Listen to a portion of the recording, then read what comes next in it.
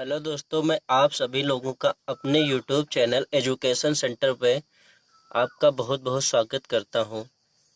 मैं आप सभी लोगों को कक्षा 12 की भौतिक विज्ञान पढ़ाने जा रहा हूं, जिसकी पहली यूनिट है स्थिर वैद्युतिकी। इंग्लिश में इसको बोलते हैं इलेक्ट्रोस्टैटिक्स। इंग्लिश के वर्ड इलेक्ट्रो का मतलब है चार्ज।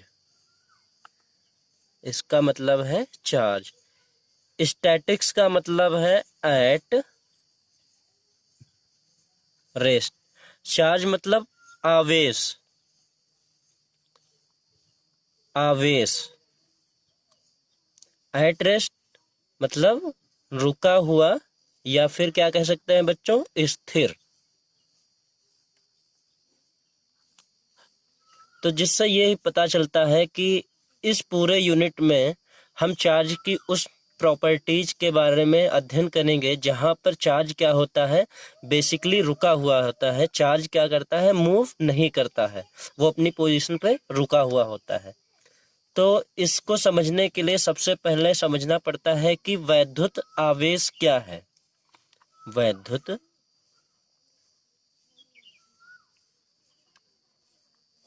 आवेश।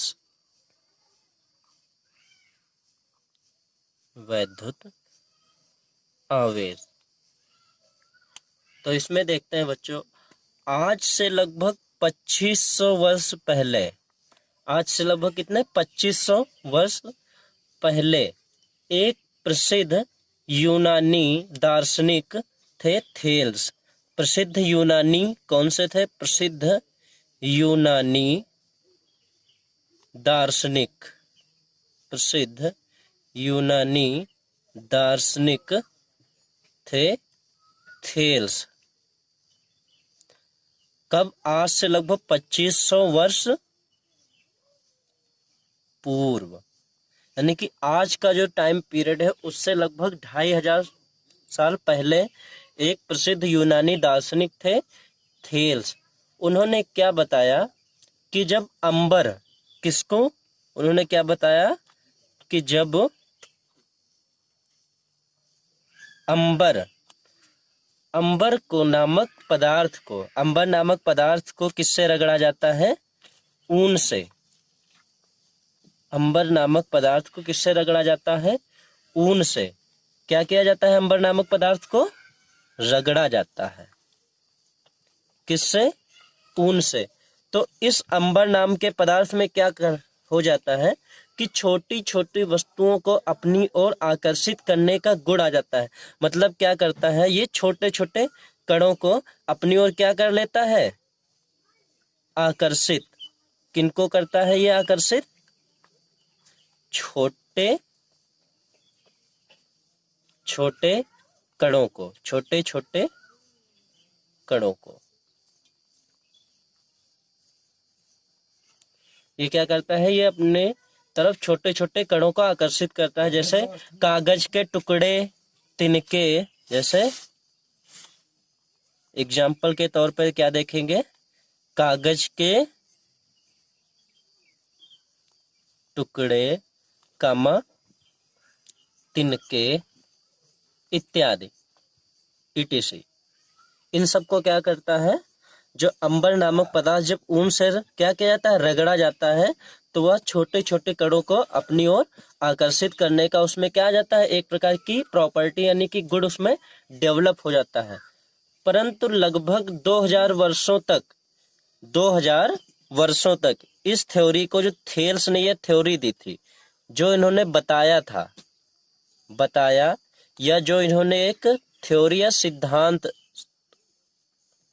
दिया, इसको 2000 वर्षों तक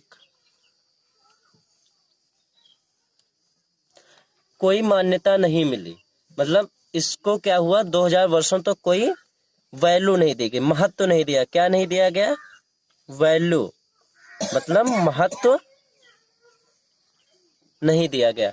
इन्होंने थेल से जो थ्योरी दी थी कि जब अंबर नामक पदार्थ को ऊन से रगड़ा जाता है तो उसमें क्या होता है? छोटी छोटी वस्तुओं को आकर्षित करने का गुण आ जाता है।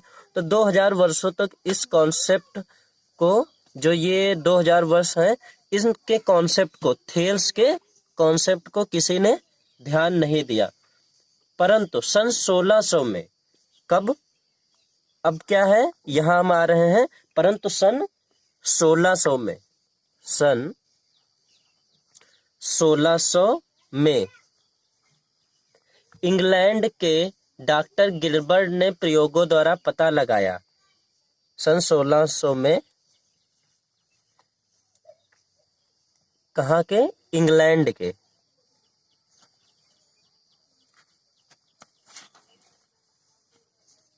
इंग्लैंड के किन्होंने, डॉक्टर गिलबर्ट, डॉक्टर गिलबर्ट ने क्या किया, प्रयोग किए, क्या किए, प्रयोग किए। तो उन्होंने ये पता लगाया कि अंबर की भांति, कि प्रयोग करके इन्होंने क्या किया, डॉक्टर गिलबर्ट ने क्या किया, प्रयोग, डॉक्टर गिलबर्ट ने क्या किया, प्रयोग। तो प्रयोगों द्वारा क्या पता लगाया कि अंबर, क्या पता लगाया कि अंबर और अंबर की तरीके से अदर वस्तुएं, जैसे कांच की छड़, अंबर कामा कांच की छड़, कामा आबनूस,